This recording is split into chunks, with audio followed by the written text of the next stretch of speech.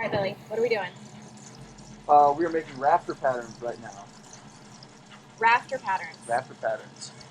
So we're going to lay out, because our ridge is going to kind of be offset from the center of our addition. So we have a 9-foot wall on this side, an 8-foot wall on that side, which pushes our ridge a little out of center. So we're making a rafter pattern for one side and a rafter pattern for the other side. That way when we get to the roof, we can just trace over our templates and have all our rafters already done. So this is what I was talking about by the pattern. We snapped our center line, got our ridge height, top of ridge. This is simulating our ridge beam here. Our rafters tying into it, and we snap the line here down the length of this rafter, and then come down here. This is our wall here. This is what's called bird's mouth wall. This is basically the bearing point for the rafter on top of the wall. That's going to get cut off. That's just excess, just the pattern. And then it's basically the same thing on this side. You can see where the bird's mouth is on that one, how it's, I don't know, quarter of the way up the rafter. And then this one over here comes down and it's out here at the end. And it's the same concept here. Top of wall sits on the bird's mouth, and then that would be your overhang. And ultimately we can come back and cut that. This hasn't been cut for whatever our overhang dimension is, because we don't know that quite yet, because the ones on our existing house are like 3 feet. And obviously we're not doing that, so whenever we do the roof, we're gonna have to cut all those. Come here, look at this. You see how far out the overhang is at the gable end? Oh, yes. Like down underneath. So obviously we don't want it to overhang that far, or your roof is gonna stick way down below the top of your windows. So that's something we're gonna have to do eventually when we lay the roof out. But mainly what we were trying to do was just get the pattern in the bird's mouth and our walls. That's our 8-inch wall. That's our 9-inch wall. So when we frame the walls, 8-inch wall, 8-foot wall. You know what I meant. 8 foot gable end, basically an 8-foot wall up to the gable end, and that's going to be a 9-foot wall. And the 9-foot wall allows us to have flat 9-foot ceilings in the bedroom, master bedroom, and then also out here on the covered porch. We're going to do 9-foot ceilings out here as well. So really, this is going to get cut off back in here somewhere, and then 9-foot ceilings between this addition and that addition. So Cool. we'll see if it all comes together. It's shaping up though. Shaping up. We'll see.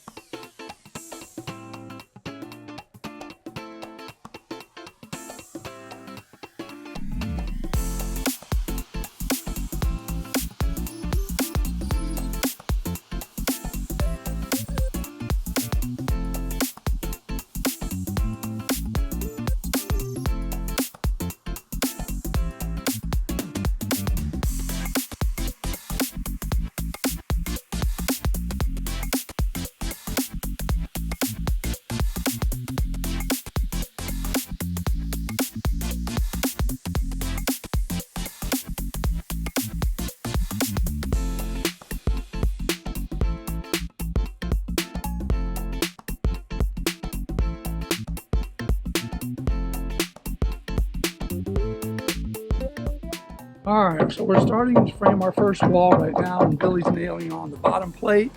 And once the bottom plate and the top plate get nailed on there, we'll put some plywood on it, make sure it's all squared up, and then lift up the whole wall, and that'll be Nikki's first wall. All right. And we'll get started. So what's laying down now will eventually be stood up. Eventually be stood up. Makes a whole lot more sense to do it that way, huh? Hopefully.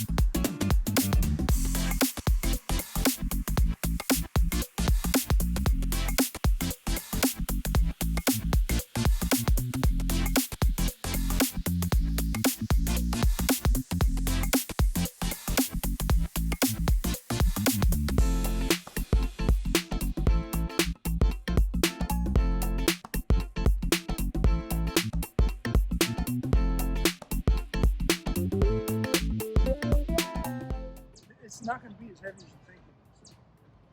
You ready? Let's go. Oh, bullshit.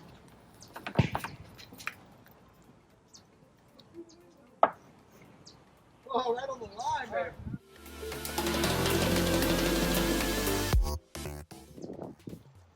Hey. Hey.